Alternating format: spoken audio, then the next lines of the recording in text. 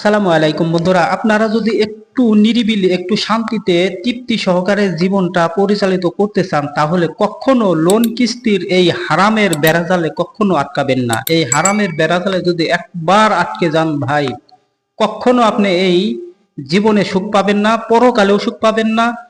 এটা বলতেছি কারণ আমি এর ভুক্তভোগী। আজ 3টা বছর ধরে আমি লোন কিস্তির বেড়াজালে আটকে গিয়ে আমার জীবন তো সর্বশান্ত করেই ফেলেছি। আমার প্রতি মাসেই টেনশন, কিস্তি দেওয়ার টেনশন, পাশাপাশি মানসিক টেনশন এবং সাংসারিক টেনশন।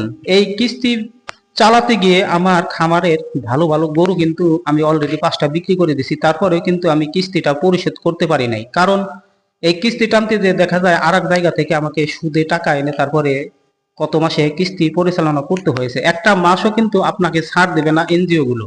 যখন আপনি টাকা আনবেন তারপরে মাস থেকে কিন্তু এই টাকা আপনাকে পরিশোধ করার জন্য চাপ দেওয়া হবে। আপনি কোনো জায়গায় দাম পাবেন না, কারণ আপনাকে বলা হবে আপনি কেন এনজিও থেকে লোন নিলেন। আর এই এনজিও গুলো বাংলাদেশের আনাচে কানাচে এমন ভাবে আষ্টে পৃষ্ঠে ঘিরে ধরেছে যে মানুষকে শান্তিতে থাকতে দিবে না। এতটা অশান্তি এই কিস্তি তোলা আমি আজ 3টা বছর ধরে হারে হারে টের পাচ্ছি। আমার জায়গা জমি নাই, আমার এই সামান্য এই গরুর খামার এবং আর একটা ব্যবসায় আমি হাত দিয়েছিলাম, সেইখান থেকেই আমার অধঃপতন। কারণ হয়তো এই বুঝটা যদি আমার আগে আসতো যে হারাম করে কোনোদিন আরামে থাকা যায় না, হারামের টাকা দিয়ে কখনো ব্যবসায় সফল হওয়া যায় না। আমার জানা মতে বাংলাদেশে এমন কোনো লোক নাই যে এই হারামের টাকা তুলে সে বড়লোক হয়েছে বা শান্তিতে বসবাস করতেছে। যদি কেউ থাকেন তাহলে কমেন্টসে জানাবেন অবশ্যই যে আপনি কিস্তি তুলে আজকে সফল হয়েছেন।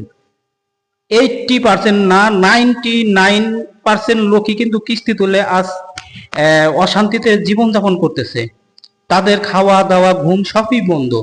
সামনে ঈদে আমার পরিবারের ছেলে মেয়ে বা বউ বাচ্চা যারা আছে তাদেরকে জামা কাপড় কিনে দেওয়ার মতো সামর্থ্য আমার নাই। কারণ কিস্তির জন্য এতটাই চাপ প্রয়োগ করতেছে এনজিও গুলো যে কিস্তি এই ঈদের আগে কিন্তু আমাকে পরিশোধ করতে হবে, তা না হলে কোনো উপায় নাই। আমি আজকে নিরুপায় হয়ে অনেক কষ্ট পেয়ে এই ভিডিওটা করলাম যে এতটা কষ্ট, সামনে ঈদ এমন এবং রোজার মাস, এই মাসটাও কিন্তু কিস্তিওয়ালারা ছাড় দেবে না। মাসের কথা বাদ দিলাম, এই 20 তারিখে সম্ভবত ঈদ, 20 তারিখের আগেই আপনাকে কিস্তি পরিশোধ করতেই হবে। এই চাপ সহ্য না করতে পেরেই হয়তো আপনাদের মাঝে আমি এই কথাগুলো শেয়ার করলাম। যারা নতুন আছেন, নতুন খামার করতে চাচ্ছেন বা অন্য কোনো ব্যবসা বিজনেস করতে চাচ্ছেন, কিস্তি তোলার চিন্তা ভাবনা করতেছেন, কখনো ভাই এই ভুলে পা দেবেন না। দরকার হলে ভিক্ষা করে খাবেন, রিক্সা চালিয়ে খাবেন, কুলি মজুরি দিন মজুর করে খাবেন, তাও ভালো। তারপরেও আপনাদের পায়ে হাত দিয়ে বলি, যারা এখনো এই লোন কিস্তিতে জড়ান নাই তারা কখনো আমাদের মতো ভুল করবেন না। বাংলাদেশের শত শত মানুষ আজ এই কিস্তির বেড়াজালে আটকে গিয়ে তাদের জীবন দুর্বিষহ করে তুলেছে।